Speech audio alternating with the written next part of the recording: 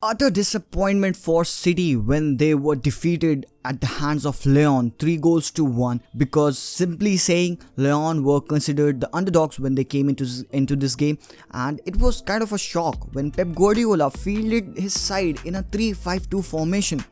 Why do that, Pep? Why go for a change when your previous formation was working out pretty fine? You shouldn't be experimenting before such a high profile game. Well, anyways, kudos to Lyon for defeating the Premier League giants. They tactically outclassed Pep Guardiola, who is considered one of the best managers in the world. But is Pep starting to become overrated?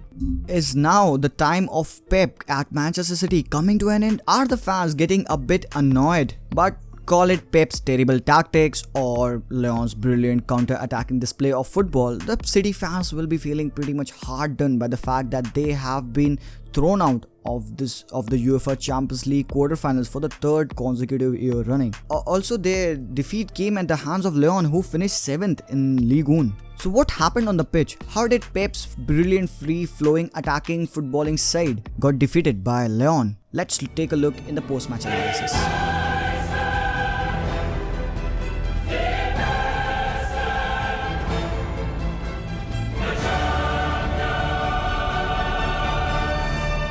Alright, welcome back guys, my name is Zishan. Welcome back to Talk Football, home of reviews, tactics and transfer talks. And on this channel we talk about football match reviews, we give pre-match, post-match analysis, the highlights. We also talk about the player analysis, the squad analysis and the transfer talks. So if you guys are new here, consider subscribing and hitting that bell icon. That would really help the channel to grow and that would inform you whenever we drop a new video.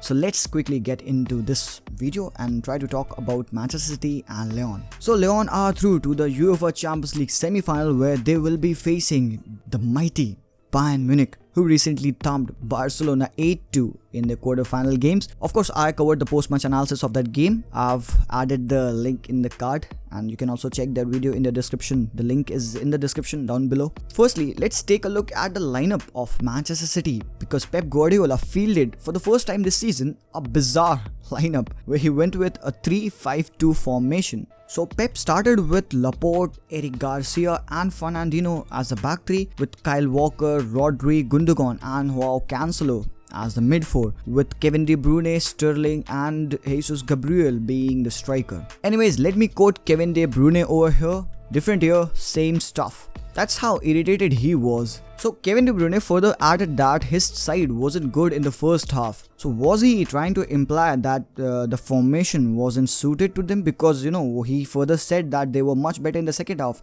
and in the second half they shifted to a back four. So was this a tactical flaw by Pep Guardiola? Did they realize that they were making a mistake in the first half and then went on and changed it in the second half? I don't know, but Kevin De Bruyne is surely not a man who is happy right now. Also, Pep Guardiola was quoted saying that you have to be perfect in the Champions League, and he admitted that his team wasn't clicking. City's defense let them down again and they conceded 2 goals in the span of 11 minutes at the end of the game. But you know what? The players were slow to react in this game. They weren't showing that intent, while the players of Lyon, they were on a mission. They were winning those second balls, they were driving their players forward, they were running at the opponent. While City, in the first half mostly, they were poor, very poor. It was one of those games where nothing seemed to be working out for them. While Lyon had a perfect game plan, setting in their usual 3-5-2 formation, they were so comfortable on the ball and also off it, because they knew that City wouldn't be hurting them if they couldn't break their lines. Depay and Ekambi had a great partnership up top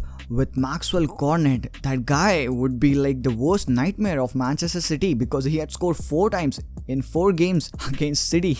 And also last night when he faced them again, he scored a brilliant curler from outside of the box because he saw Ederson off his line, and hence the citizens were blown away. And by blown away, the implication is tactically, and sadly, after having spent nearly €1 billion on players, on personnel, Pep Guardiola has failed to take this side to a single semi-final of this competition. As you can see, right from the kickoff, the players weren't hitting the throttle as their expected level. You can very clearly see that the players were uncomfortable in the new format, as they are not used to playing in that system. Lyon held back, defended tightly, closed spaces and held their lines low. And they maintained their narrowness. to keep their shape. In the second half, there were no attempts until the 60th minute when Pep Guardiola decided to go with the back four, and then Kevin De Bruyne pulled a great equalizer. We all thought that now they will go on and put this game to bed. Well, rather than finishing off Lyon, they were themselves finished off. Moussa Dembele's brace took this fixture out of Manchester City's control, and yes, Sterling with a horrendous miss. He missed an open net. He should have scored that goal, but that's football, guys. You cannot blame Sterling for missing that. I mean, you would be furious. You would all be very furious for watching Sterling miss that sitter, but you've not been there, guys. You don't know the pressure it is on a man when his team is losing and he's out there. He has got a split second to make that decision, and he failed. And just after that, very sadly, Sterling missed at the 86th minute, and at 87th minute, Moussa Dembele scored the winner. You have to feel bad for that guy. So let me ask you, who is to be blamed for all of this? Pep tactically outclassed Zinedine Zidane's Real Madrid and was through for this great UEFA Champions League semi-final game against Bayern Munich. And let me just ask you this, why was Pep Guardiola even hired? Was he hired to win the league? They were doing that before even he arrived. He was very clearly hired to take this Manchester City side to at least a single final of the UEFA Champions League, because you can see the signings they have made. They spent almost around €1 billion, and he has failed them. He has failed to take them to a single semi-final in 4 years. Now, who's to blame? Who you can blame now? Is it Pep Guardiola? Is it the system? Are the players responsible? Is it time up for Pep Guardiola at City? I mean, you can shoot all of these questions towards us, but it is just one of these games where your team just doesn't click. So I don't think so that we all should be so hard on City, so hard on Pep Guardiola that they didn't perform. It was just a single game, guys. Like we talked about this before. We talked about how difficult it would be to progress into the rounds of the UEFA Champions League now that the games are being played as a single-legged ties. And you can see Moussa Dembele had a terrific impact as soon as he came on. He scored 2 goals. But the player who caught the eye of everyone wasn't Kevin De Bruyne, wasn't Sterling, it was Hacim Aouar. It was that 22-year-old playmaker, Hacim Aouar, who ran the show in the middle. He was running. It was so difficult to catch him when he was on that run. He was so mesmerizing in that tight spaces. I mean, I fell in love with his game. He was surrounded by 3-4 City players, but he often wriggled his way out of them. His passing was pinpoint. He gave that assist to Moussa Dembele for his second goal, for his first goal actually. I mean, he has to get a very high rating, and let me tell you, many of the European giants would be looking out for him this season in the summer transfer. And at the end, I really want to ask you the same question that you guys have in your mind.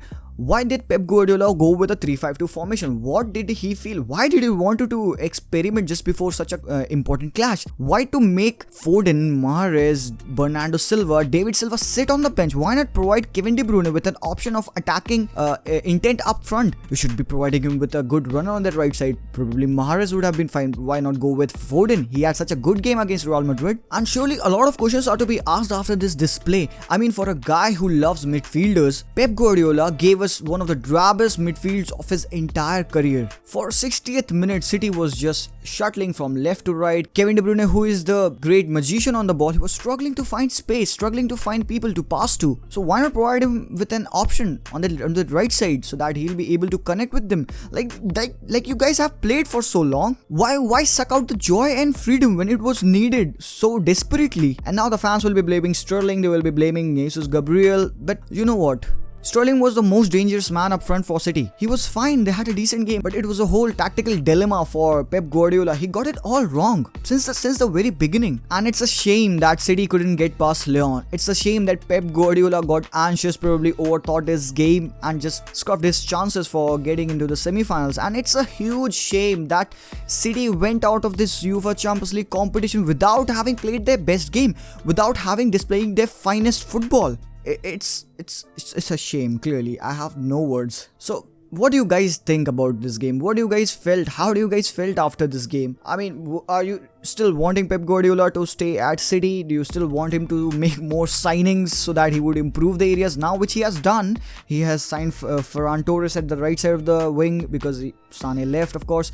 There were defensive players needed in the squad, so he went on and brought Nathan Aki. And now, what more do you want? You're getting the players that you want in your squad. You have got a good squad. You've got probably one of the best squad in Europe. But then again, you are fearful. You get scared easily. You overthink easily. And just by keeping it simple, you could have won this game. But no. What more can you say? Leon, congratulations. Now, I do expect you to provide us a great crunching tie against Bayern Munich. All the good luck to the teams that have made it to the semi-finals. And we'll see who wins this championship because it's getting so much interesting, guys. And so if you guys like this video, do drop a like and subscribe if you haven't up till now, guys. That will really help the channel to grow. And do remember to check our channel playlist. The links are in the description below, and I'll see you guys very soon in our post-match analysis video. So take care. I'll see you next time. Until then, as always, peace out.